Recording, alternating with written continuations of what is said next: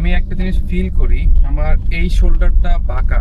মানে বাঁকা কারণ কি, আমরা যারা গাড়ি চালাই এই হ্যান্ড রেস্টটা এইভাবে নেই, জাস্ট এইভাবে থাকি অনেক সময়। এইভাবে কারণে হাতটা অনেকক্ষণ এইভাবে আমাদের থাকে। মানে আমি জানি না, কোনো কারণে আমার কাছে ফিল করি যে এই শোল্ডারটা একটু এরকম হয়ে আছে। আর আমি সবসময় এইভাবেই গাড়ি চালাই, মানে ম্যাক্সিমাম টাইম এইভাবে, এই স্টাইলটাই কমফোর্ট লাগে আমার কাছে। এই হাতটা আমি কম চালাই, মানে এই হাতটা দিয়ে এখানে রেখে আমার চালানো অভ্যাস নাই।